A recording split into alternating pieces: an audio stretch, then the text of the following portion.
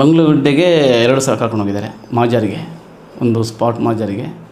ಕರ್ಕೊಂಡು ಹೋಗುವ ವೇಳೆಯಲ್ಲಿ ಅಲ್ಲೇ ಒಂದು 3 ಒಂದು ಮನುಷ್ಯರ ಕಲೆಬರವು ಸಿಗುತ್ತೆ ಅಲ್ಲೇ ಪಕ್ಕದ ಒಂದು 10 ಫೀಟಲ್ಲಿ.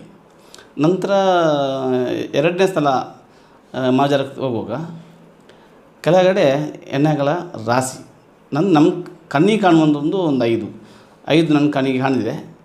ಮತ್ತು ಒಂದು ಸಣ್ಣ ಮಗುದು ಅನ್ನೊಂದು ಸ್ವಲ್ಪ ಅದರಲ್ಲಿ ನನಗೆ ಗೋಚರ ಆಗ್ತಾಯಿತ್ತು. ಒಂದು ಸಣ್ಣ ಮಗುದು ಎಲುಬಿದೆ.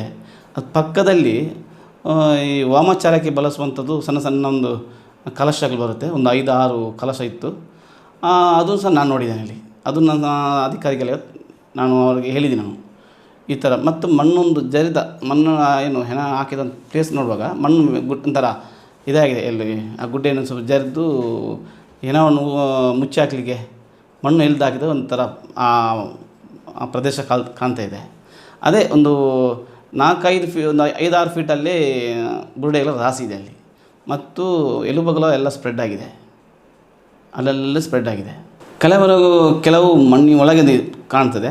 ಈ ಅವರ ಬುರುಡೆಗಳೆಲ್ಲ ಮೇಲೆ ಕಾಣ್ತದೆ. ಮೊನ್ನೆ ನೋಡಿದ್ದು ಹಾಗೇ ಇದೆ, ಅದು ಯಾವುದು ಮುಟ್ಟಲಿಲ್ಲ. ನಿನ್ನೆ ಸಹ ನೋಡಿದ್ದನ್ನು ಮೊನ್ನೆ ನೋಡಿದ್ದನ್ನು ನಿನ್ನೆ ನೋಡಿದ್ದೀವಿ, ನಿನ್ನೆನೂ ಮುಟ್ಟಲಿಲ್ಲ. ನಿನ್ನೆ ನೋಡಿದ್ದನ್ನು ಅದನ್ನು ತೆಗೆದಿಲ್ಲ, ಹಾಗೆ ಇಟ್ಟು. ನಾವು ನಿನ್ನೆ ವಾಪಸ್ ಬರುವಾಗ ಹೇಳಿದೆ, ನೀವು ಎಷ್ಟು ಹೊತ್ತಿಗೂ ನಾವು ಕರೆದು ನಾವು ಬರ್ತೀವಿ. ರಾತ್ರಿ 1 ಗಂಟೆ ಫೋನ್ ಮಾಡಿ ಕರೀರಿ, ನಾವು ನಿಮ್ಮ ತನಿಖೆಗೆ ಯಾವಾಗ ನಾವು ಸಿದ್ಧ ಇದ್ವಿ ಅಂತ ನಾವು ಹೇಳಿ ಬಂದಿದ್ದೀವಿ. ಚಿನ್ನಯ್ಯ, ತೆನಾಸಿ, ರಂಗ, ಸುಬ್ರಹ್ಮಣ್ಯ ಎಷ್ಟು ಜನ ಇದ್ದಾರಲ್ಲಿ ಅವೆಲ್ಲ ನನ್ನ ಹತ್ರ ಹೇಳಿದ್ದಾರೆ. ಅವರ ಮಾಹಿತಿ ಪ್ರಕಾರ ನಾನು ಎಲ್ಲಿ ತೋರಿಸ್ಲಿಕ್ಕೆ ನಾನು ರೆಡಿ ಇದ್ದೇನೆ. SIT ನಮ್ಮನ್ನು ಕರೀಲಿ, ನಾವು ಎಲ್ಲ ಪ್ರದೇಶವನ್ನು ತೋರಿಸ್ತೀವಿ. ನಾವು ಅದೇ ಊರಲ್ಲಿದ್ದು ಒಂದೇ ಇದರಲ್ಲಿ ಅಷ್ಟು ರಾಶಿ ಹಾಕಿದ್ದಾರೆ ನಮಗೆ ಆಶ್ಚರ್ಯ ಆಗಿದೆ. ಚಿನ್ನ ಹೇಳಿದ್ದು 100% ಸತ್ಯನೇ, ಅದರಲ್ಲಿ ಡೌಟ್ ಇಲ್ಲ.